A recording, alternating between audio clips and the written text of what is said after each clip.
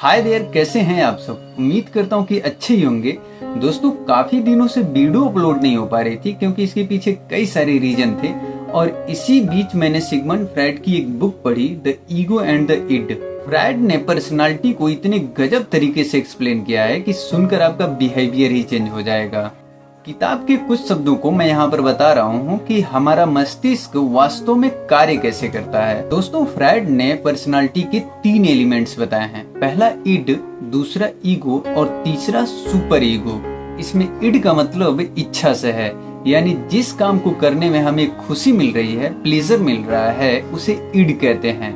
और आप देखते ही होंगे कि जिस काम में हमें आनंद मिलता है उस काम को हम बार बार करते हैं और आपका मस्तिष्क उसी हिसाब से डेवलप होने लगता है। यानी यदि आपको चोरी करने में आनंद आ रहा है तो आपका मस्तिष्क बार बार चोरी करवाएगा, क्योंकि चोरी करने से आपको खुशी महसूस हो रही है। इसका मतलब ये है कि इड काम वासना और इच्छा को जन्म देता है जिससे तत्काल खुशी मिलती हो, और तत्काल खुशी पाने के लिए आप बुरा काम करने में भी संकोच नहीं करेंगे। यानी एक तरह से हम कह सकते हैं कि इड वो सारे बुरे काम हमसे करवाता है जिससे हमें खुशी मिल रही हो। इसके अपोजिट सुपर ईगो होता है जो मोरालिटी और नैतिकता को जन्म देता है।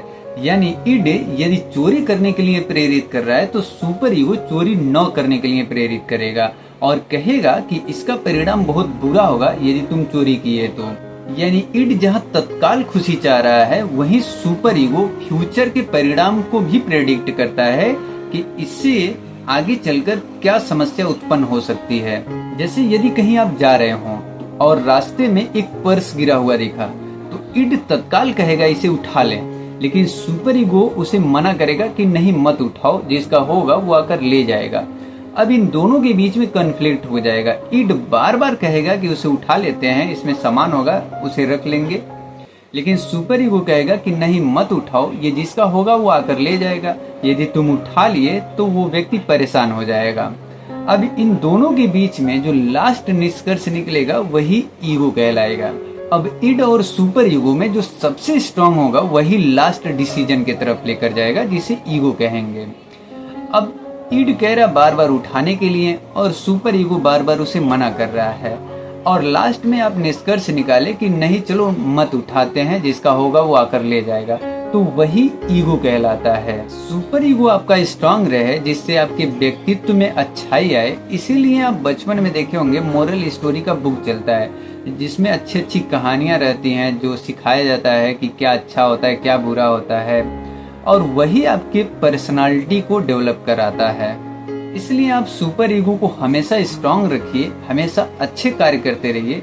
देखिए, तत्काल खुशी तो मात्र क्षणिक होता है, उससे आप कुछ ही समय के लिए आनंद की प्राप्ति कर पाएंगे, लेकिन यदि आप सुपर ईगो को स्ट्रांग रखेंगे तो ये आपको बहुत आगे तक ले जाएगा। इन पर्सनालिटी एलिमेंट को सिगमंड फ्रायड ने बहुत अच्छे से एक्सप्लेन किया है।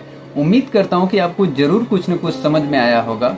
हमने सीखा कि इड अनकॉन्शियस होता है जो बुरे काम करवाता है और वासना से भरा रहता है जिससे तत्काल खुशी मिलती है, और इसके उल्टा सुपर ईगो होता है जो हमेशा अच्छाई के लिए प्रेरित करता है और फ्यूचर में उसका परिणाम कैसा होगा इसको ध्यान में रखते हुए कार्य करवाता है। इन दोनों के बीच में जो निष्कर्ष लास्ट में पहुंचता है वह ईगो कहलाता है। इसका मतलब ये है कि हम जैसा कार्य करेंगे, जो देखेंगे, जो सुनेंगे, वैसा ही आपका माइंड आपको डेवलप कर देगा। इसलिए हमेशा आप अच्छे कार्य करते रहिए जिससे आपका सुपर ईगो हमेशा स्ट्रांग बना रहे।